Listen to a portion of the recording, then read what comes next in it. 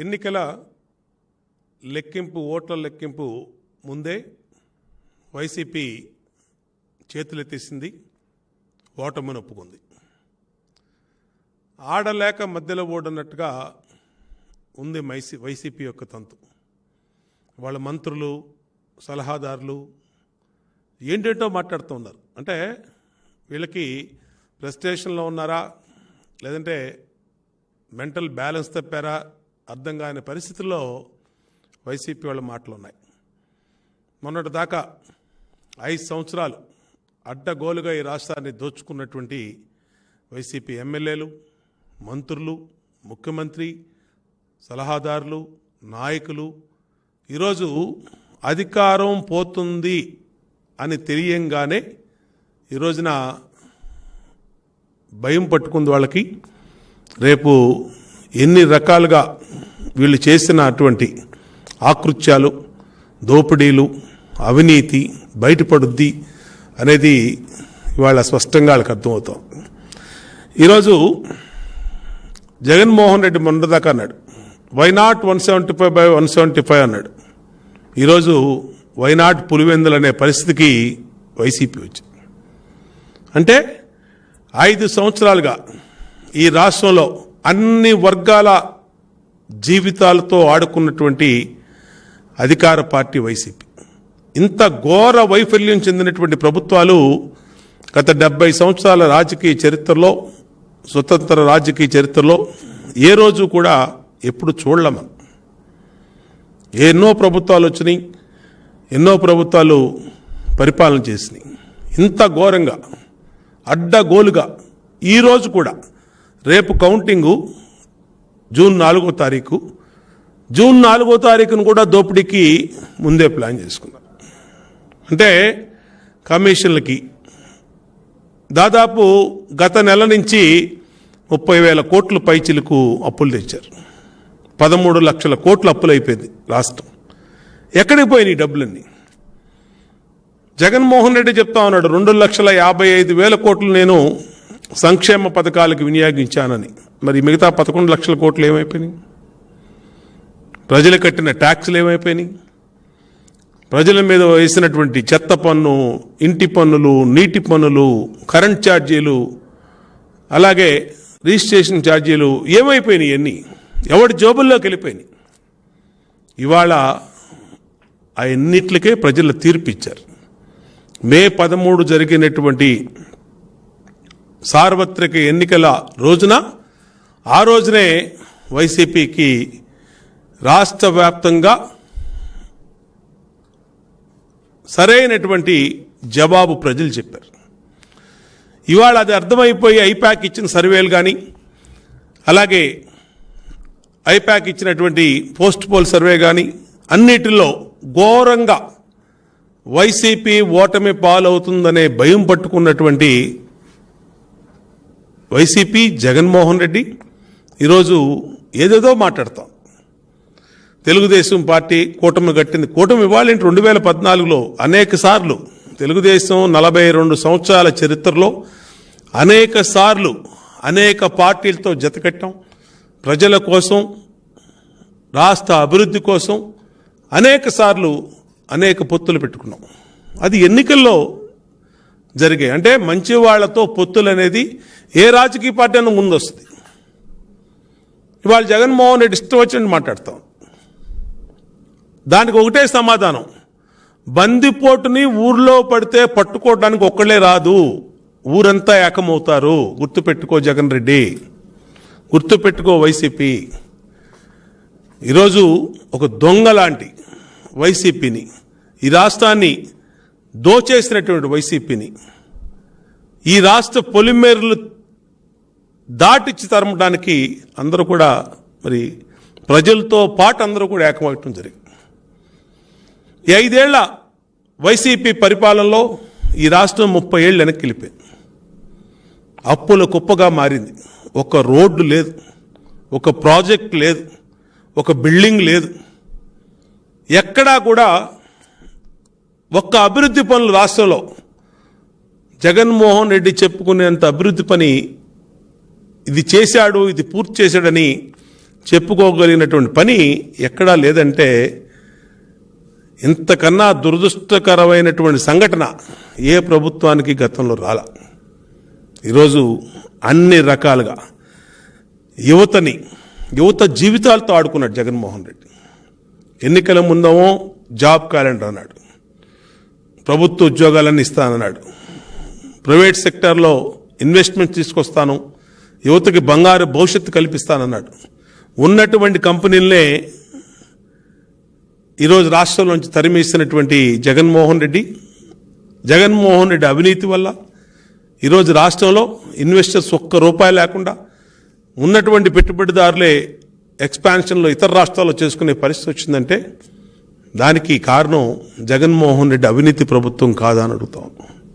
ఈరోజు ప్రజలు భయపడిపోయారు 5 సంవత్సరాలు జగన్మోహన్ రెడ్డి పరిపాలన.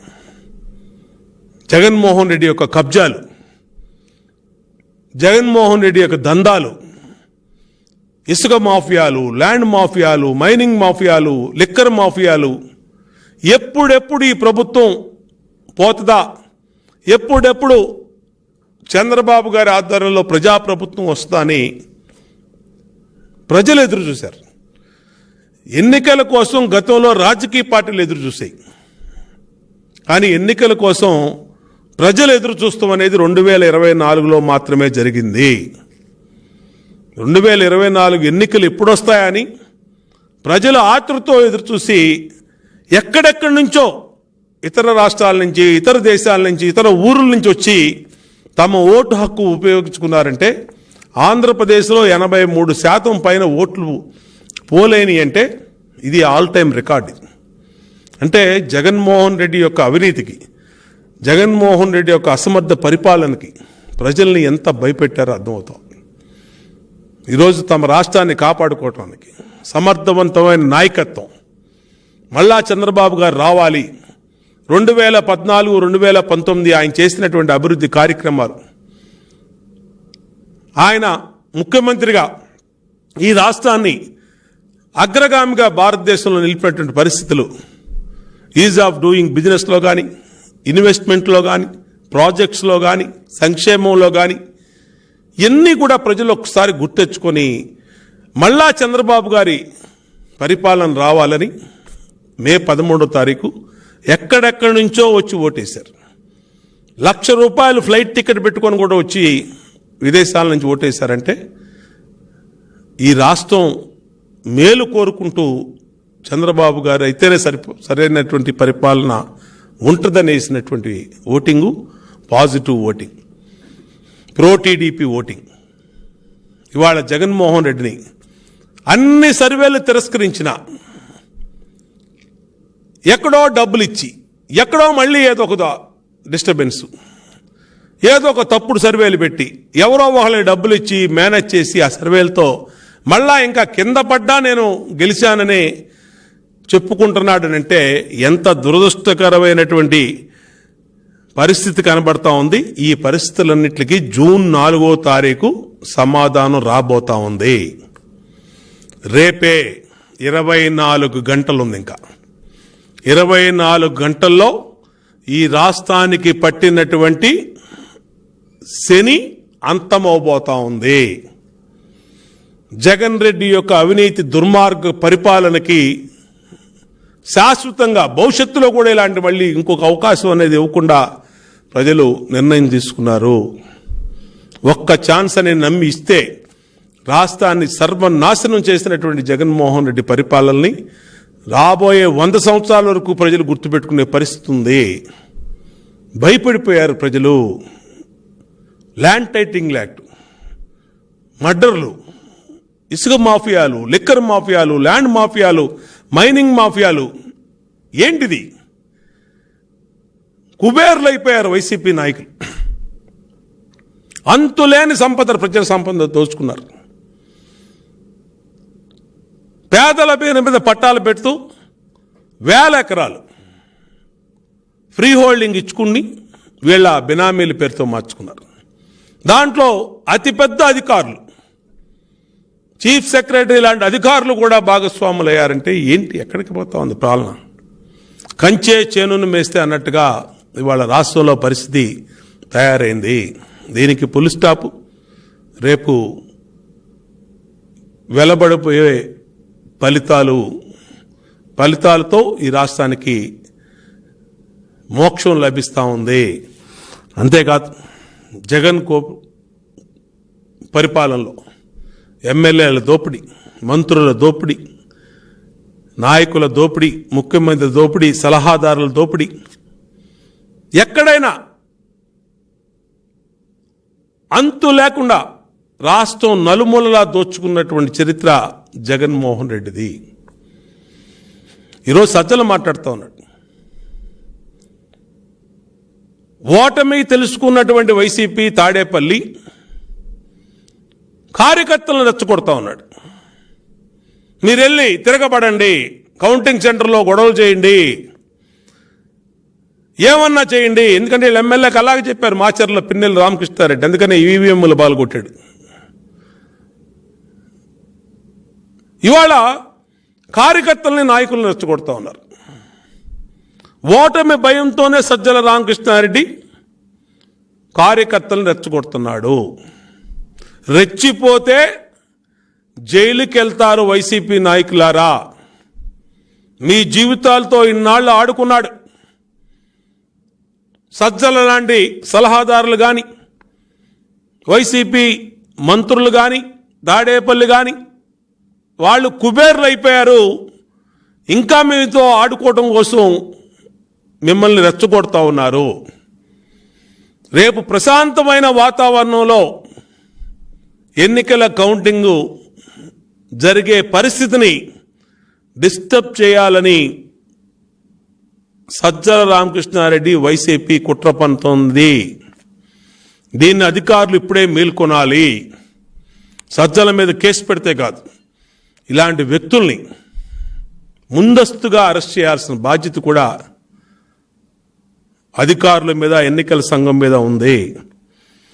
అధికారంలోకి వస్తామని రెచ్చగొడుతూ గొడవలు చేయమని ఒక అధికార పార్టీ మాట్లాడుతూ ఉందంటే ఏ విధంగా ఇవాళ ఓటమి భయం వైసీపీకి పట్టుకుందో, జూన్ 4వ తారీఖు కౌంటింగ్ ఫేవర్ ఏ విధంగా వైసీపీని వెంటాడుతూ ఉందో అర్థమవుతా ఉంది.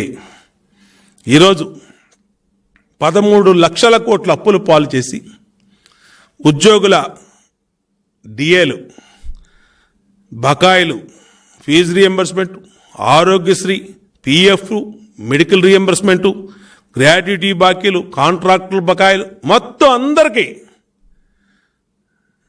సుప్తాగా దోచేసుకొని వీళ్ళు వ్యక్తిగతంగా అందరికీ కూడా అప్పుల పాలు చేశారు. ఇవాళ 13 లక్షల జగన్మోహన్ రెడ్డి అవినీతి, అసమర్థ పరిపాలన వల్ల ఈ రాష్ట్రం దివాలా తీసే పరిస్థితి వచ్చిందంటే దాని మీద వైసీపీ మాట్లాడాలి. ఎక్కడికి పోయినాయి అప్పులని? ఎవరి జోబుల్లోకి వెళ్ళిపోయినాయి? మీ అవినీతి వల్ల, మీ అసమర్థత వల్ల ఈ అప్పులు అమాంతం, ఇంత అప్పులు పెరగటం అనేది ఏ రాష్ట్రంలోనే ఉందా? ఆంధ్రప్రదేశ్ రాష్ట్ర చరిత్రలో, కంబైన్డ్ ఆంధ్రప్రదేశ్లో కానీ అంతకుముందు కానీ ఎప్పుడన్నా ఉందా? పక్క రాష్ట్రాల్లో ఉందా? అంతులేని దోపిడీ జరగబట్టి ప్రజలేమో అప్పుల పాలైపోయారు. వైసీపీ నాయకులేమో అంతులేని సంపద కూడబెట్టుకున్నారు. రాష్ట్రం 13 లక్షల కోట్ల అప్పుల పాలైపోయి వెళ్ళిపోతారు. అందుకనే ప్రజలు సుస్థిరమైన పరిపాలనకు ఓటేశారు. సుస్థిరమైన నాయకత్వం చంద్రబాబు గారికి ఓటేశారు 13వ తారీఖు. రేపు ఫలితాల్లో 53% పైన ఓట్లతో కూటమి అఖండ మెజార్టీతో గెలవబోతా ఉంది. అఖండమైన మెజార్టీ. ఎప్పుడు ఏ రాజకీయ పార్టీకి రానటువంటి ఓటింగ్ శాతం రేపు కౌంటింగ్లో నమోదు కాబడతా ఉంది. అద్భుతమైన మెజార్టీతో వైనాట్ 175 అన్నటువంటి వైసీపీ ఇవాళ 10-20 సీట్లకి ఎత్తుక్కునే పరిస్థితి వచ్చిందంటే దుర్భరమైన పరిస్థితి. ఇవాళ ఏ విధంగా రాష్ట్రంలో పరిస్థితులు ఉన్నాయి, రేపు ఏ విధంగా ఫలితాలు వెళ్ళబడిపోతున్నాయి. Pro TDP vote, Chandrababu Naidu గారి మీద పాజిటివ్ ఓటు ఏ విధంగా పనిచేసిందో రేపు తేలబోతా ఉంది. ఖచ్చితంగా చెప్తా ఉన్నాం వైసీపీ శ్రేణులకి, సజ్జల మాటలేనో ఇంకొకళ్ళ మాటలేనో మీ జీవితాలను నాశనం చేసుకోవద్దు. ఎన్నికల సంఘం ప్రతి సంఘటన ప్రతి కేంద్రాన్ని వాచ్ చేస్తూ ఉంది. ఏ నియమ నిబంధనలు ఎన్నికల సంఘం పెట్టిందో ఆ నియమ నిబంధనల ప్రకారమే కౌంటింగ్ జరుగుతుంది. ఆ కౌంటింగ్ ప్రక్రియలో కానీ ఫలితాలు వచ్చినా కానీ, ఫలితాలు వస్తున్నప్పుడు కానీ రాష్ట్రంలో అల్లర్లు సృష్టించాలని చూస్తే మీరు శాశ్వతంగా జైలుకి వెళ్లే ప్రమాదం ఉందని హెచ్చరిస్తాం.